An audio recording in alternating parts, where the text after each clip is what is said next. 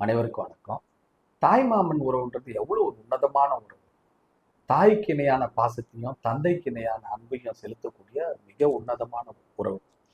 கடைசி வரைக்கும் இப்ப எங்க வீட்டுல பாத்தீங்கன்னா, எங்க அம்மா, எங்க பெரியம்மா, எங்க சித்தி, அவரு அவங்கள கூட பிறந்தவர் தான் எங்க தாய் மாமா என் ரவி. இப்ப பாத்தீங்கன்னா எங்க மாமா, தாய் மாமா இந்த 3 பேருக்கு பிறந்த குழந்தைங்க, குறைஞ்சபட்சம் எல்லாருக்கும் 2 2 2 2 6 பேருக்கு 6 பேருக்கு பெண் குழந்தை பிறந்தாலும் ஆண் குழந்தை பிறந்தாலும் அவங்க கடைசி வரைக்கும் யார் அவர் உயிரோடு இருக்கிற வரைக்கும் மன மகிழ்ச்சியா அவங்களுக்கு சீர் செனத்தி, அவங்களுக்கு காது குத்துனா, அவங்களுக்கு குழந்தை பிறந்தா, கல்யாணம் பண்ணா, எல்லாத்துக்கும் அவங்க சொந்த குழந்தைங்களுக்கு எப்படி பண்றாங்கன்றது கூட செகண்டரி.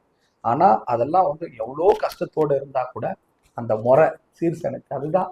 சப்போஸ் ஒரு வீட்டுல அப்பாவோ அம்மாவோ அவங்க இல்லை, அவங்க அக்காவோட அவங்க அக்கா இல்லை அவங்க வீட்டுக்காரர் இல்லைன்னா கூட அவங்க ஸ்தானத்துல இருந்து அது செய்யக்கூடிய ஒரு உன்னதமான ஒரு அந்த வகையில நாங்கெல்லாம் ரொம்ப பெருமைப்படுறோம். ஏன்னா எல்லாத்துலயும் முதல்ல வந்து நிற்பாரு அன்பா. அதுவும் வந்து பாருங்க, சின்னதாலாம் செய்ய முடியாது அவங்களால. அந்த வேல்யூ பார்ப்பாங்க. ஏன்னா அக்கா எல்லாம் கோச்சிப்பாங்க, அக்கா கோச்சிப்பாங்க, தங்கச்சி கோச்சிப்பாங்கன்னு சொல்லி கடனோடலாம் வாங்கி எடுத்துட்டு வந்து செய்யக்கூடிய அது உன்னதமான உறவு.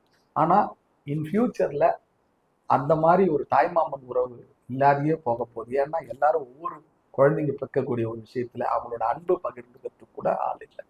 அப்படிப்பட்ட சூழல் வரக்கூடாது. ஏன்னா பொருளாதாரத்தை நம்ம நோக்கி ஓடிட்டு இருக்கோம்.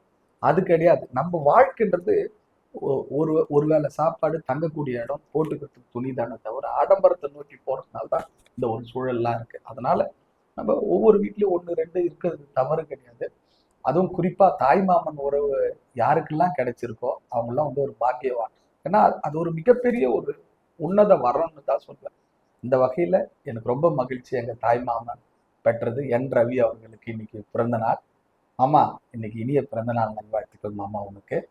இப்படி தாய் மாமனை போற்றக்கூடிய ஒவ்வொருத்தரும் எங்க தாய் மாமனையும் நீங்க வாழ்த்தலாமே. நன்றி.